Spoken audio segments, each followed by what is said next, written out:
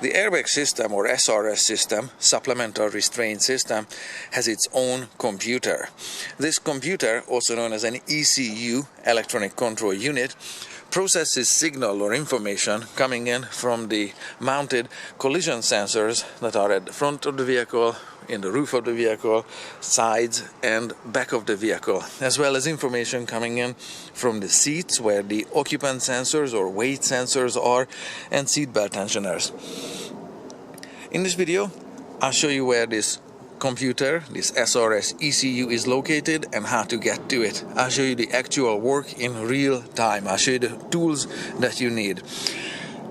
3 plastic rivets or snap connectors need to be removed and 4 small screws. Very straightforward, and the work itself can be done with 10 minutes. That includes my explanations. The tools that you need is a screwdriver, Phillips number 2. It doesn't have to be electric, but it has to be long. I'll show you where that length is important, and a short knife. I'll show you where the shortness is important. Otherwise, if it's not sharp and not too pointed, it's good because you won't be scratching your panels accidentally with it. Other than that, I have the car keys, which aren't in the ignition slot because it's going to be chiming and dinging, and it's super annoying for filming, because at one point I'm going to need to shift to neutral. Other than that, everything is bolted down, and I have done no other preparation besides placing the rear passenger's floor mat on the ground on both sides of the vehicle, because I'm going to be kneeling on this one. Other than that, I have a piece of wood for balancing the camera on the floor, because that's where we're going. But before we get to work, the SRS-ECU is located in the center console here, in this space underneath the center console here, behind this coin tray or ashtray. So that's where we're going. In order to get there, the center console needs to be removed. It's a 2-part console. This is the first part here and the second part. Very straightforward work. Needs very little skills and is really not technical. Just don't scratch the pieces. The plastics bend a lot. They are very forgiving. You can see some of the wiring. It's not the ECU's wiring, but you can see some wiring there. So there is electronics stuff behind this. The first screw, and you can start on the left hand side or right hand side. So these are the pedals here. The first screw to be removed for me is there, and like I said, Phillips number 2. I'm going to put the camera on the ground so you can see what I'm doing, propped up with the stick of wood. And this is a screw that has a weird thread. I'm applying very little pressure on this screw. I just want to raise the middle a little bit, just like so. That's enough, because from here on I'm just kind of turning it and pulling it out. That's all there is to this screw. It's threaded, but it's a weird thread. It's a weak thread, and at this point just pull on the panel like so, and this panel is going to separate like so. When you put it back together, make sure these alignment tabs, including this third one here, are all in place. This one on the top here needs to, of course, engage and line up over there. I like putting the pieces back where they came from instead of rattling loose everywhere, so I'm gonna go ahead and do that. This is the second part of this snap connector. Just put it back there and have a look at this. When this screw is coming through, it doesn't really need to be threaded, because the angles of this second piece here are permanently set to wide. Plastic stiffen over age, and it just kind of stayed that way. So that's that piece going behind the rear seat. The next item to be removed is a small snap connector. The previous one was going through a hole in this metal bracket here. Same applies to that one. This one has a middle that needs to be raised. Yours might be different. That needs to be pushed in instead of raised. So this is also why you have a short knife so you can fit in this space. This is how this connector looks like.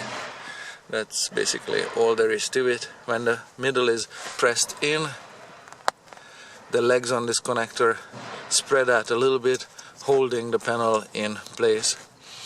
Alright, and this is the reset position where these legs can fold in and compress like so.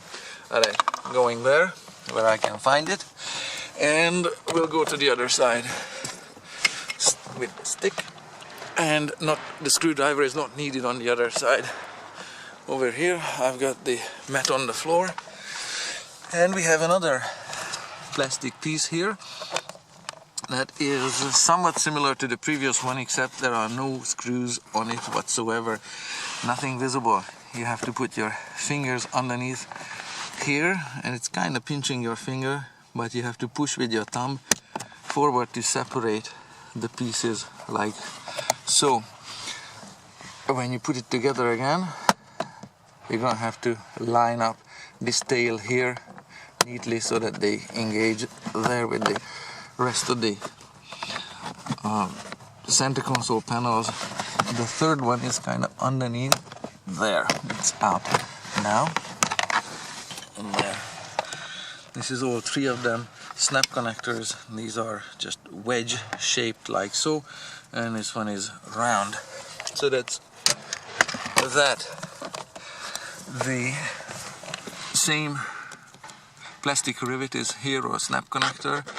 This is where you need a short knife again, because you're hitting the curling or curving floorboard of the vehicle here. And there, the middle is raised. Now it can be pulled out. It goes through a hole in a metal bracket again. So that's that. And we're done with the knife. We're done with the stick as well. I'm gonna put you on the tripod here, and the next two screws that need to be removed are here.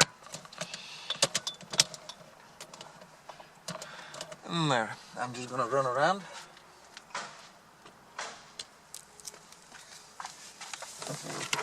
Get rid of this. And this is where the long screwdriver is needed. This is the screw that needs to be removed. One of them. Set the torque a little stronger.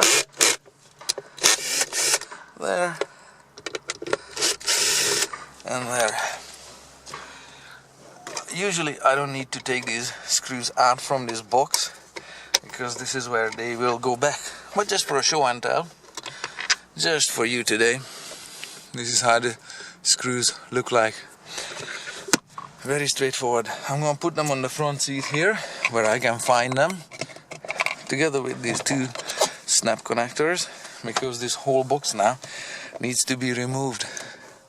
It comes up away from the floor, but it's held in place by two white plastic wedges here. To remove the wedges, you need to pull up on this panel vertically.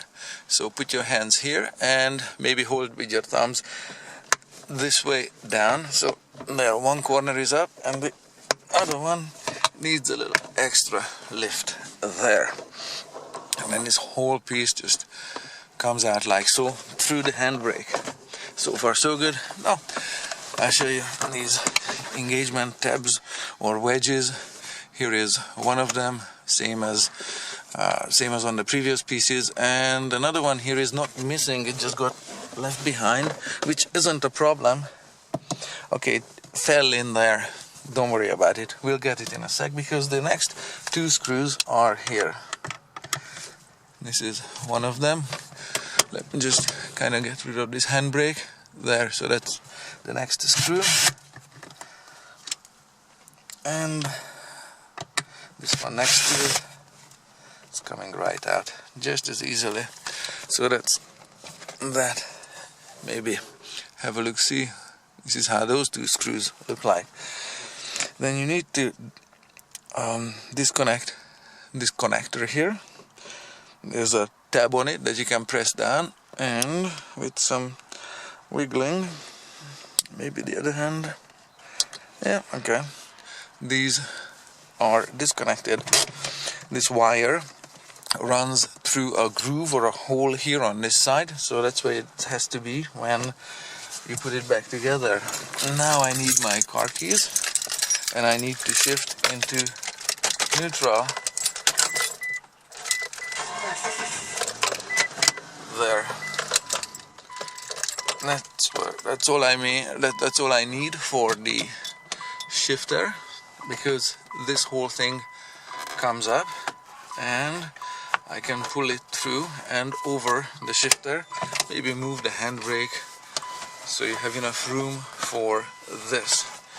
I'll show you how this piece looks like. Shift it back to park.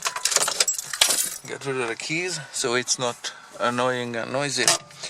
The fallen little white component is here on the floor, of course, so it's gonna go back on the other body panel. And what you have here is this whole piece here. Looks like this. This is where it was screwed down on the bottom. That's one bolt location there, and there's this wiring harness on the inside. This is the groove in the corner. Depending if your vehicle is on the left-hand drive or right-hand drive, you know, it can kind of, one piece fits both markets. And this is just some wires leading to the ashtray or coin holder and the cigarette lighter. There's a coin in it for my shopping cart. So that's that. We're done. What are we looking at? Where is the SRS-ECU? I'll take you off the tripod. I'll show you. So the SRS-ECU is in this space. There is this heater duct. They are made out of this soft plastic. So this needs to be removed too. So we're not really done with removing items, but very nearly. There are a number of connectors visible here. These are not the ECU's connectors. These are the instrument panel's connectors. And this connector was visible when we started working. The ECU and its connectors are in this space here.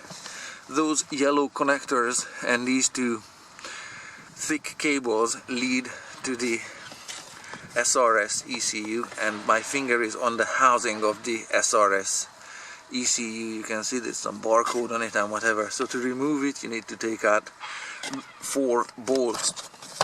To get to those 4 bolts, of course, this heater duct stuff needs to come out. It's also just friction fit together. It snaps in place, very straightforward.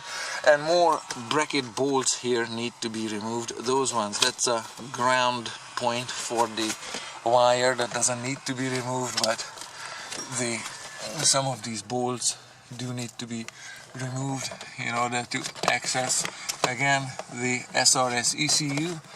And if I can get enough light, yeah, this is the back end of the SRS-ECU with my finger on it. So there's more bolt removal from the other side. Let's have a quick look at the bolts and cables and everything here. But basically this is how to access it. Same bolts or similar bolts. This is the ECU itself. I got my tip of my index finger on it. You can see the yellow connectors leading to it. So this is how it looked from the front, and looking similarly from this side. So these bolts need to come out, and that's how you can get to this ECU. There's the barcode on top of it. So that's where it is located, and if you ever need to do work on it at this point, when you work and before you disconnect any connectors anywhere and before you remove any bolts, you have to disconnect the battery negative terminal or the positive, doesn't matter. Just disconnect the battery entirely and wait 3 minutes so that residual charges in the electrical system dissipate. If you disconnect something and fry your ECU, that's gonna be problematic and costly. It's $1,000 for a computer like that. So that's how to access it, and that's how long it takes to get to it. Put everything back in reverse order.